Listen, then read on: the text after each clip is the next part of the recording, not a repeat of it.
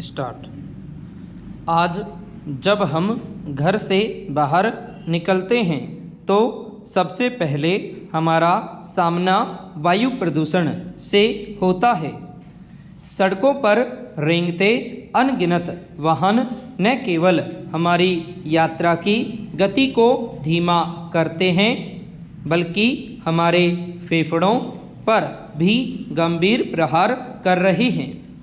इस विकट समस्या के बीच परिवहन और विकास नीति संस्थान का हालिया अध्ययन इस तथ्य की पुष्टि करता है कि यदि सरकारें दृढ़ इच्छा शक्ति के साथ नीतिगत उपाय करें तो आम नागरिक न केवल प्रदूषण फैलाने वाले वाहनों को त्यागने के लिए तैयार हैं बल्कि वे परिवहन के स्वच्छ और आधुनिक साधनों की ओर भी आकर्षित हो सकते हैं।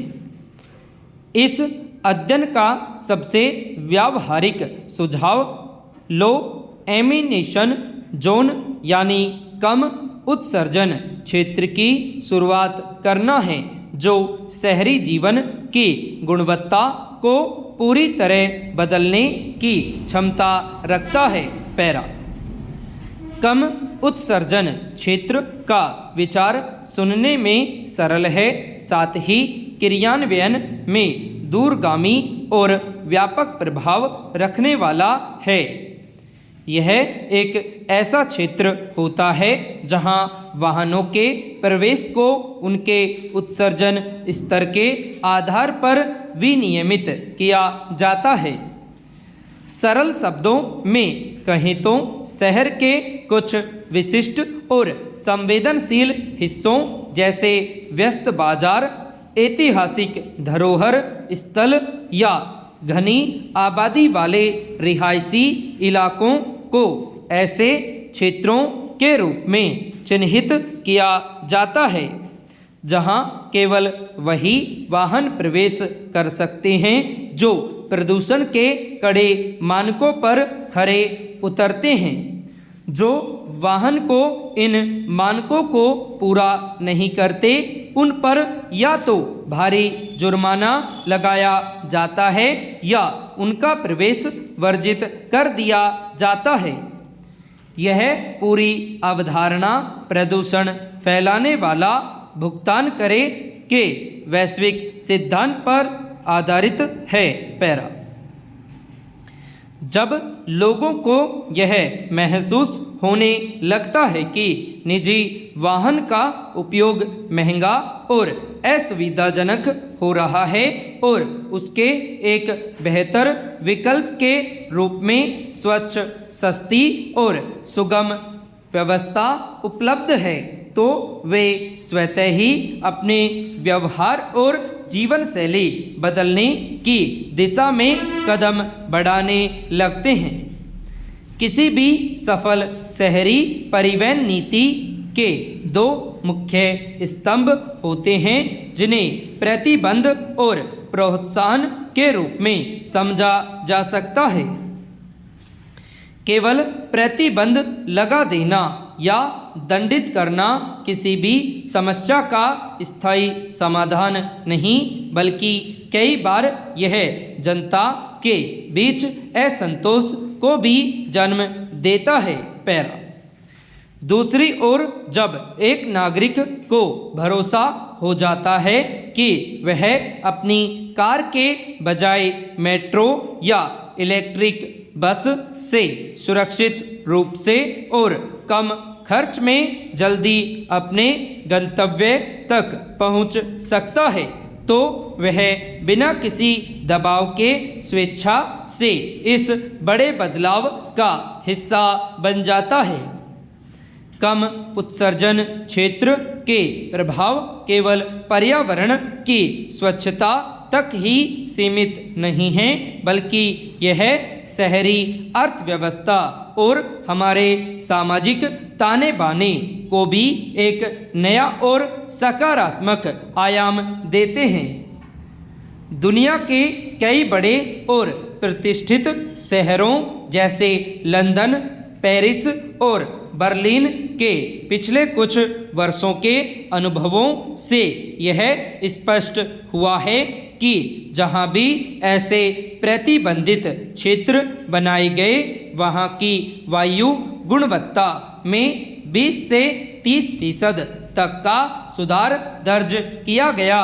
इसके साथ ही एक पहलू यह भी सामने आया कि जहां वाहनों की भीड़ कम हुई वहां पैदल चलने वालों और साइकिल चलाने वाले लोगों की संख्या में अप्रत्याशित वृद्धि हुई। इससे उन क्षेत्रों के स्थायी बाजारों में व्यापार और आर्थिक गतिविधियों में बढ़ोतरी देखी गई। पैरा हालांकि भारत जैसे विशाल और घनी आबादी वाले देश में इस तरह की व्यवस्था को लागू करना एक बड़ी चुनौती है। हमारे समाज में आज भी निजी वाहन को सामाजिक प्रतिष्ठा से जोड़कर देखा जाता है, जबकि सार्वजनिक परिवहन को निम्न स्तर का साधन माना जाता रहा है। अब इसी सदियों पुरानी मानसिकता को जड़ से बदलने की पुरजोर वकालत की जा रही है। इसके अनुसार हमें अब वाहनों के लिए सड़क बनाने के पुराने विचार को छोड़कर लोगों के लिए सड़क बनाने के आधुनिक सिद्धांत पर दृढ़ता से काम करना होगा। इसके लिए सबसे पहली और अनिवार्य जरूरत एकीकृत परिवहन प्रणाली की है। यदि कोई व्यक्ति किसी कम उत्सर्जन क्षेत्र में प्रवेश करता है और अपनी कार बाहर छोड़ता है तो उसके पास अपने गंतव्य तक पहुंचने के लिए अंतिम छोर तक की निर्बाध सुविधा होनी चाहिए। इसका अर्थ यह है कि मेट्रो स्टेशन या बस स्टैंड से उसके कार्यालय या घर तक पहुंचने के लिए साझा साइकिल, इलेक्ट्रिक रिक्शा या छोटी फीडर बसों की निरंतर उपलब्धता होनी चाहिए। इसके अभाव में कोई भी प्रतिबंध जनता के लिए बोझ और परेशानी का सबब बनकर रह जाएगा। पैरा एक अहम बिंदु है हमारे देश की बढ़ती स्वास्थ्य लागत। भारत के प्रमुख शहरों में वायु प्रदूषण के कारण होने वाली घातक बीमारियों पर सालाना खर्च देश की जीडीपी का एक बहुत बड़ा हिस्सा निकल जाता है। सांस की बीमारियां, अस्थमा और हृदय रोग के मामले भयावह रूप से बढ़ रहे हैं। इनमें सबसे अधिक शिकार मासूम बच्चे और असहाय बुजुर्ग हो रहे हैं। कम उत्सर्जन क्षेत्र जैसे उपाय स्वास्थ्य पर होने वाले इस भारी भरकम खर्च को कम करने में भूमिका निभा सकते हैं। पैरा कम उत्सर्जन क्षेत्र में इलेक्ट्रिक वाहनों को प्राथमिकता देने से न केवल स्थानीय स्तर पर प्रदूषण कम होगा बल्कि यह देश में स्वच्छ ऊर्जा के बुनियादी ढांचे को भी मजबूत करेगा। जब लोग देखेंगे कि केवल इलेक्ट्रिक वाहनों को ही मुफ्त या रियायती प्रवेश मिल रहा है तो उनकी रुचि स्वाभाविक रूप से पेट्रोल और डीजल वाहनों से हटकर नई तकनीक की ओर बढ़ेगी। यह बदलाव न केवल पर्यावरण के लिए अनुकूल होगा बल्कि तेल आयात पर देश की निर्भरता को भी कम करेगा, मगर इसके लिए शहरों में सेंसर आधारित नेटवर्क और डिजिटल निगरानी को मजबूत करना होगा। ताकि हर नागरिक अपने मोबाइल फ़ोन पर यह देख सके कि जिस सड़क पर वह चल रहा है वहाँ की हवा अब कितनी सुरक्षित हो गई है।